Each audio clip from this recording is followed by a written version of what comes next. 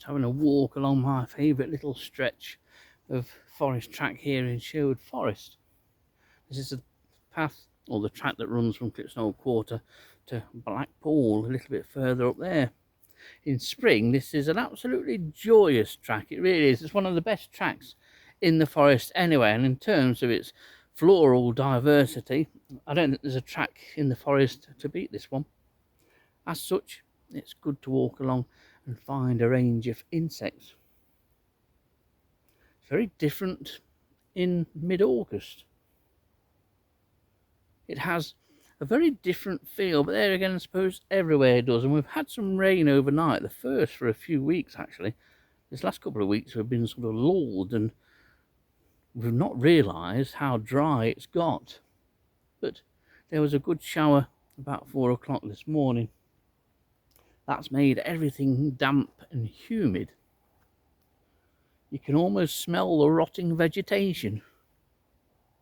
But as you know, I'm not keen on July, and August probably even worse, because there's fewer insects around anyway, and everything starts to look sort of brown and strawish and scruffy. Even this path, it's amazing, no one comes along here anymore. And it used to be a shale path. There was no sort of reservation of vegetation in the centre. This all used to be clear, and it was clear all the time. Now it looks neglected. It's purely because no one drives along it anymore. Activity within the forest, or at least this part of the forest, has declined.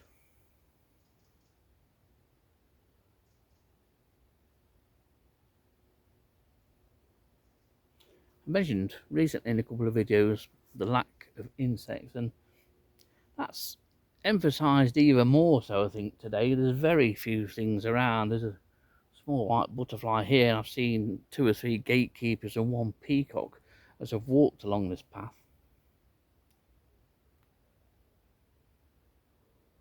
All very worrying, but all temporary. Numbers will increase again. But it's just amazing how, well, what a difference a season can make. But I think that's how you feel anyway. Early August to mid-August isn't the best times for me anyway, because it's when, well, 5 years ago this year I lost Dillis. So it's always a bit of a sort of sad and melancholy time, but I think it is anyway, because it has that end of season, or after the party sort of look about it. This year, I don't think anyone was really invited to the party. But it's nice and peaceful anyway. Nice to get out and just have a wander. And thankfully, we've not really got much of a breeze down here. It's very humid and sultry. But there is a little bit of a breeze just blowing through the tops of the birches and oaks along here, and there's that small white that I was telling you about.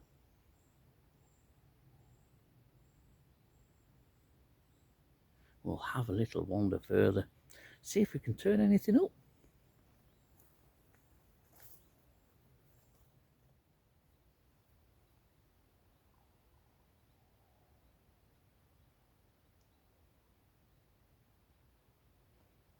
Well, I've seen a couple of 7-spot ladybirds, and this one is resting on this knapweed. Not many. I don't think they've had the best of breeding seasons, but that was to be expected with the large numbers that there were in the early months of the spring. They will come again. And it's not just 7-spot ladybird that has been affected. It seems to be most species, including harlequin ladybird. From what I've seen, there is chance that numbers of harlequin ladybird could still yet be seen, and there is that 7-spot ladybird could show up in numbers too. One ladybird that has done really well is orange ladybird. That's had an exceptional year. I've had probably more records this year than what I've ever had before, and I've seen it at a number of sites. It'll often turn up on the underside of goat sallow leaves, but sycamore is a popular host plant for orange ladybird. And it's nice to see that that one has made such a comeback this year and had a good year. Seven spot will probably be down in numbers next year, but like everything else, they'll come back in a few years.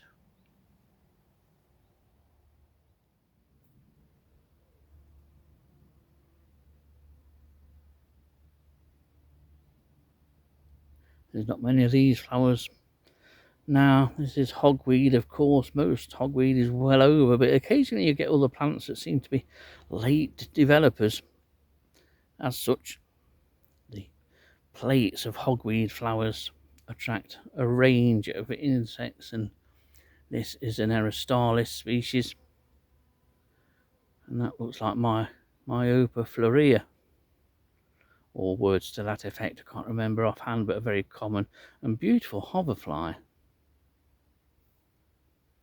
Quite often, if you just stake out a plant that's in flower this time of year, if it's one of very few nectar sources, you'll be rewarded by a range of insects.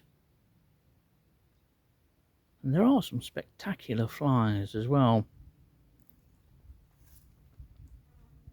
Now, green shieldbug was one shieldbug which was in particularly good numbers this year. I think it had one of its best years ever, certainly since I've been recording them, or Dillis and I have been recording them.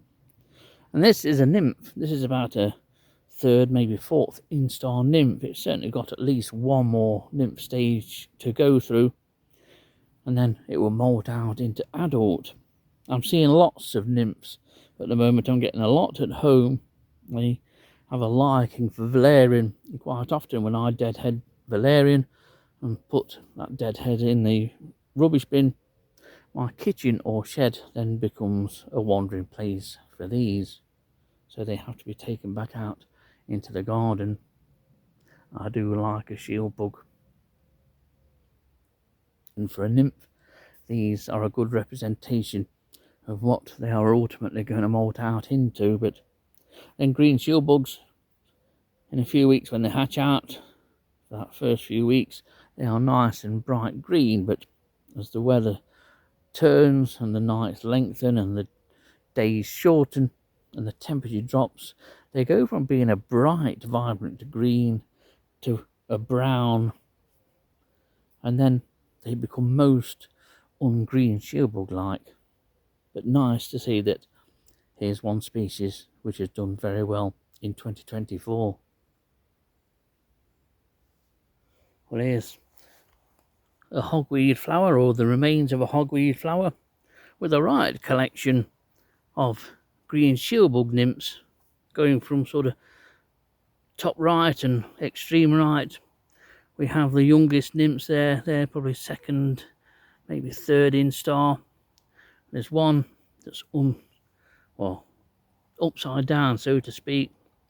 That's the next instar up, and then there's two of the larger, totally green instars, similar to the one that we've just seen. A good indicator of how well the species has done, and seems to be doing. It looks as though it has been a good year after all for green shieldbug. It's unusual for green shieldbug nymphs to be clustered together like this, although looking at the state of the rest of this head, it's perhaps not surprising. These are the only decent seeds from which they can take a meal. Lovely. I do love shieldbugs, and I love the nymphs as well. The younger the nymphs, the more colourful they tend to be.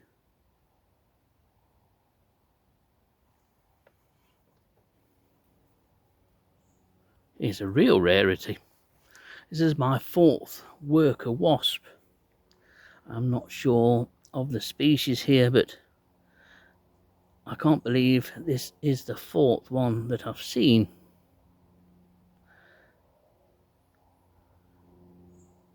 I've seen more hornets than actual wasps. One or two worker hornets around. Hornets perhaps have done better than wasps, but they typically come out. The queens are slightly later in the year than queen wasps. That could be one of the reasons why hornets are doing better here, but it's very nice to see this rather inactive wasp. I'm not convinced that it's a worker. It could well be a drone, but it seems a little bit early, but its inactivity would suggest drone. Drones are usually, well, they give the appearance of being bone idle, but drones are usually bigger than this chap here. But nice to see one. I never thought I'd be overjoyed to say that I'd seen a wasp, but they've had a right old year.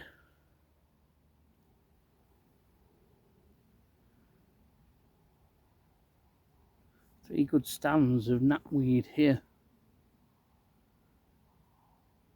There's not much on them. There's a few bumblebees, but most of the bumblebees that you'll see flitting around on here are actually drones. You can usually tell the drones from the workers because the workers are far busier than the drones. Drones are often like that lazy husband you have at home when it's difficult to get them to move off the settee. Drone bumblebees are like that. They clasp onto a flower and drink the nectar out of it for all they're worth, and then stagger to another flower. And I think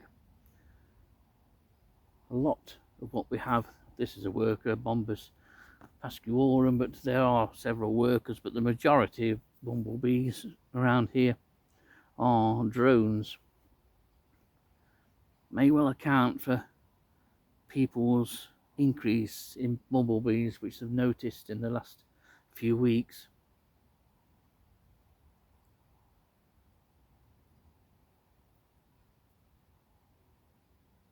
But there is a lack of diptera again. There's the odd hoverflies. Very, very quiet.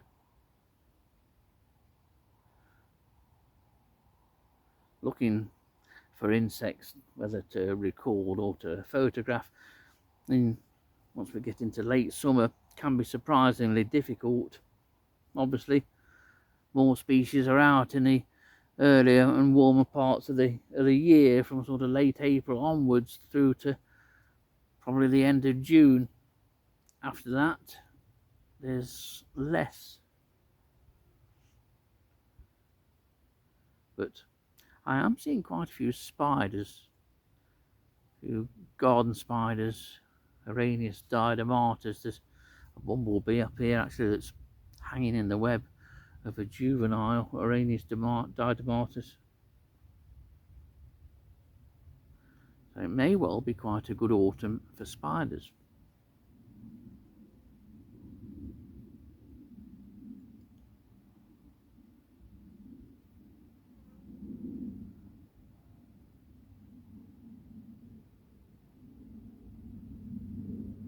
What a strange year.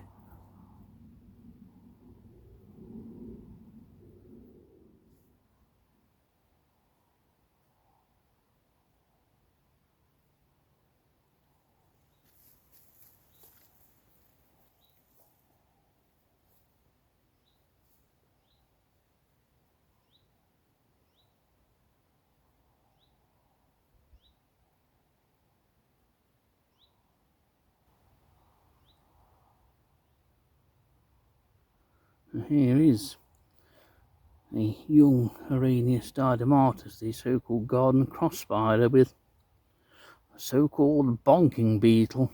We used to call them bloodsuckers, but the scientific name is Rhagynecia fulva. This Rhagynecia fulva has certainly had its last bonk of 2024.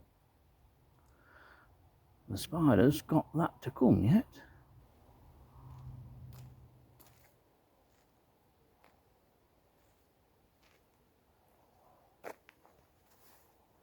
I've enjoyed my little walk. I've not found anything, but it's not always about finding things, it's experiencing the whole thing, so to speak. And that's how I like it now. It's always nice when you do find something, but despite the lack of insects, there's been some good species found this year. None to date though, just run-of-the-mill, ordinary insects. But there are insects there to be found, they're just not in the numbers that we would like them to be. But it also helps if you diversify as well. I've been looking for the Harvestman Liburnum rotundum, I've been trying to get some better photographs, because I realised yesterday that I hadn't really got any decent photographs in stock, so to speak. So it's been nice to find a few little groups of Liburnum rotundum. Once you get into the last stage of the summer and then into autumn and ultimately into winter, it does pay to diversify if you want to keep your invertebrate recording going. There's plenty that can be recorded during autumn, although we are a long way off autumn yet. It just doesn't seem as though we are actually this year, but there are plenty of things still to come onto the wing and still to find. That's the next challenge.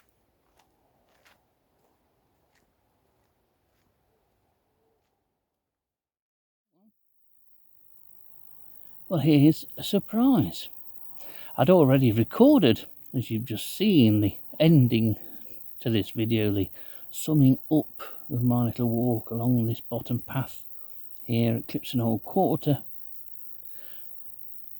And as you will have heard, the only things we saw were just ordinary run-of-the-mill things. It had been quite an ordinary walk, just a walk to blow the cobwebs away, so to speak. Not that there was enough breeze to blow a cobweb at all, but it was just a walk, just to think of things a little bit. And then, right at the end, after I'd switched the camera off and I walked a little bit further, up flew this from the path in front of me. My first painted lady of 2024 on August the 6th.